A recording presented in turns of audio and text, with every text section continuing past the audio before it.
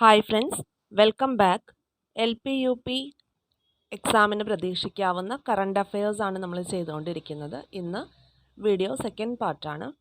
First part കാണാത്തവർ അത് കാണാം. സെക്കൻഡ് പാർട്ടിലേക്ക് കടക്കാം. ORSന്റെ പിതാവ് എന്നറിയപ്പെടുന്നത് ദിലീപ് മഹ്ലനോബിസ്. 2023 പത്മവിഭൂഷൺ പുരസ്കാരം നേടിയ ദിലീപ് മഹ്ലനോബിസ് ആണ് ORS, ഓറൽ റീഹൈഡ്രേഷൻ സൊല്യൂഷൻ. ORSന്റെ പിതാവ് ദിലീപ് മഹ്ലനോബിസ്. രണ്ടാം ചോദ്യം, 2022 പത്മവിഭൂഷൺ നേടിയ ഡോക്ടർ പ്രഭ ആത്രേ ഏത് മേഖലയുമായി ബന്ധപ്പെട്ടിരിക്കുന്നു? ഹിന്ദുസ്ഥാനി സംഗീതം. 2022 പത്മവിഭൂഷൺ പുരസ്കാരം നേടിയ ഡോക്ടർ പ്രഭ ആത്രേ ഏത് മേഖലയുമായി ബന്ധപ്പെട്ടിരിക്കുന്നു? ഹിന്ദുസ്ഥാനി സംഗീതം. ഇന്ത്യയിൽ ആദ്യമായി ജാതി സെൻസസ് നടപ്പിലാക്കിക്കൊണ്ടിരിക്കുന്ന സംസ്ഥാനം ബീഹാർ. ഇന്ത്യയിൽ ആദ്യമായി ജാതി സെൻസസ് നടപ്പിലാക്കിക്കൊണ്ടിരിക്കുന്ന സംസ്ഥാനം ബീഹാറാണ്. കേരളത്തിലെ ഉന്നത വിദ്യാഭ്യാസ പാഠ്യപദ്ധതി പരിഷ്കരണത്തിനായി നിയോഗിച്ച സമിതിയുടെ ചെയർമാനാണ് പ്രൊഫസർ സുരേഷ് ദാസ്. കേരളത്തിലെ ഉന്നത വിദ്യാഭ്യാസ പാഠ്യപദ്ധതി പരിഷ്കരണത്തിനായി നിയോഗിച്ച സമിതി chairman professor Suresh Das. Important ആയിട്ടുള്ള ചോദ്യമാണ് അടുത്തത്.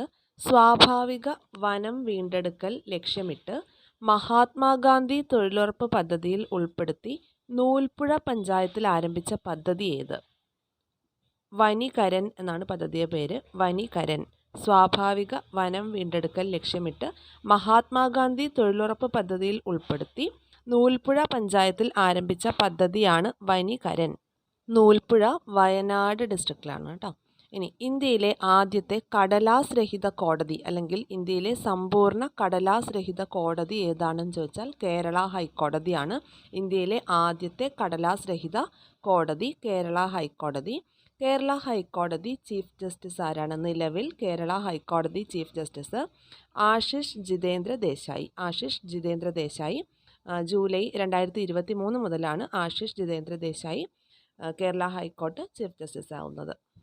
അടുത്തിടെ ഭൗമസൂചികാ പദവി ലഭിച്ച കേരളത്തിലെ എള്ളിനം ഏതാണ്? ഓണാട്ടുകര എള്ളാണ്. അടുത്തിടെ ഭൗമസൂചികാ പദവി ലഭിച്ച കേരളത്തിലെ എള്ളിനം ഓണാട്ടുകര എള്ള്. കേരള സാമൂഹ്യ സുരക്ഷാ മിഷന്റെ കീഴിൽ ടൈപ്പ് 1 പ്രമേഹബാധിതരായ കുട്ടികൾക്ക് സൗജന്യ ചികിത്സാ പദ്ധതി നടപ്പിലാക്കുന്നുണ്ട്. ആ പദ്ധതിയുടെ പേര് മിഠായി എന്നാണ്. കേരള സാമൂഹിക സുരക്ഷാ മിഷന്റെ കീഴിൽ ടൈപ്പ് 1 പ്രമേഹബാധിതരായ കുട്ടികൾക്ക് സൗജന്യ ചികിത്സാ പദ്ധതി നടപ്പിലാക്കുന്നു. പദ്ധതിയുടെ പേര് മിഠായി. ലോക സാമ്പത്തിക ഉച്ചകോടിയുടെ സ്ഥിരം വേദി. ലോക സാമ്പത്തിക ഉച്ചകോടിയുടെ സ്ഥിരം വേദി ദാവോസ് ആണ്. ദാവോസ്. നീതി ആയോഗിന്റെ CEO ആരാണ്? നീതി ആയോഗിന്റെ CEO BVR സുബ്രഹ്മണ്യം. BVR സുബ്രഹ്മണ്യമാണ് നിലവിൽ നീതി ആയോഗിന്റെ CEO. നീതി ആയോഗിന്റെ വൈസ് ചെയർമാനാണ് സുമൻ ബറി. നീതി ആയോഗിന്റെ നിലവിലെ vice chairman Suman Bery. CEO BVR Subrahmanyam, chairman Suman Bery. 2023 അന്തരിച്ച പ്രശസ്ത ഗായിക വാണി ജയറാമിന്റെ യഥാർത്ഥ നാമം എന്താണ്? യഥാർത്ഥ നാമം കലൈവാണി എന്നാണ്. കലൈവാണി. 2023 പത്മഭൂഷൺ ലഭിച്ചു. അതുപോലെ 3 തവണ ദേശീയ പുരസ്കാരവും ലഭിച്ചിട്ടുണ്ട്. ലേറ്റസ്റ്റ് കണക്കനുസരിച്ച് ഏറ്റവും കൂടുതൽ ഉപഗ്രഹങ്ങളുള്ള ഗ്രഹം ഏതാണ്? വ്യാഴമാണ്. ഏറ്റവും കൂടുതൽ ഉപഗ്രഹങ്ങളുള്ള ഗ്രഹം വ്യാഴമാണ്. 92 ഉപഗ്രഹങ്ങളാണ് ഉള്ളത്. രണ്ടാം സ്ഥാനത്ത് ശനിയാണ്. 83 ഉപഗ്രഹങ്ങൾ. ഏറ്റവും കൂടുതൽ ഉപഗ്രഹങ്ങളുള്ള ഗ്രഹം വ്യാഴമാണ്. 92 ഉപഗ്രഹങ്ങളുണ്ട്. രണ്ടാം സ്ഥാനത്ത് ശനി, 83 ഉപഗ്രഹങ്ങൾ.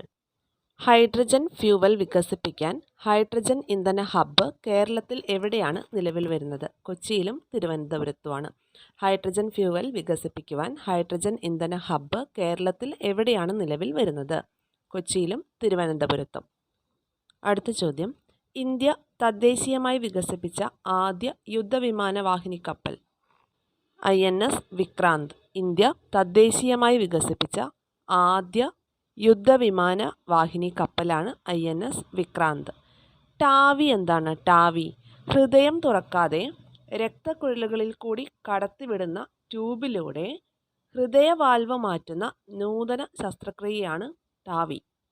ഹൃദയം തുറക്കാതെ രക്തക്കുഴലുകളിൽ കൂടി കടത്തിവിടുന്ന ട്യൂബിലൂടെ ഹൃദയവാൽവ് മാറ്റുന്ന നൂതന ശസ്ത്രക്രിയയാണ് ടാവി. കോട്ടയം മെഡിക്കൽ കോളേജിലാണ് ടാവി ശസ്ത്രക്രിയ കേരളത്തിൽ വിജയകരമായി ആദ്യമായിട്ട് പൂർത്തിയാക്കിയത്. അടുത്ത ചോദ്യം, ISROയും അമേരിക്കയുടെ നാസയും സംയുക്ത ഭൗമ നിരീക്ഷണ കൃത്രിമ ഉപഗ്രഹം കൊണ്ടുവന്നിട്ടുണ്ട്. അതാണ് നിസാർ. ISROയും നാസയും കൂടെ ഭൗമ നിരീക്ഷണ കൃത്രിമ ഉപഗ്രഹം കൊണ്ടുവന്നു. നിസാർ എന്നാണ് പേര്. അതിൻ്റെ ഫുൾ നെയിം എന്ന് പറയുന്നത് NASA ISRO synthetic aperture radar എന്നാണ്. നിസാർ ISROയുടെയും നാസയുടെയും സംയുക്ത ഭൗമ നിരീക്ഷണ കൃത്രിമ ഉപഗ്രഹമാണ് നിസാർ. നാസയുടെ ചൊവ്വാ പര്യവേഷണ ദൗത്യം രണ്ടെണ്ണം ഉണ്ട്. പെർസെവറൻസും ഉണ്ട്, ക്യൂരിയോസിറ്റിയും ഉണ്ട്. നാസയുടെ ചൊവ്വാ പര്യവേഷണ ദൗത്യമാണ് പെർസെവറൻസ് ആൻഡ് ക്യൂരിയോസിറ്റി. ഇന്ത്യയിൽ ആദ്യമായി ജല ബജറ്റ് തയ്യാറാക്കുന്ന സംസ്ഥാനം കേരളമാണ്. ഇന്ത്യയിൽ ആദ്യമായിട്ട് ജല ബജറ്റ് തയ്യാറാക്കുന്ന സംസ്ഥാനം കേരളം. എന്താണ് ജല ബജറ്റ്?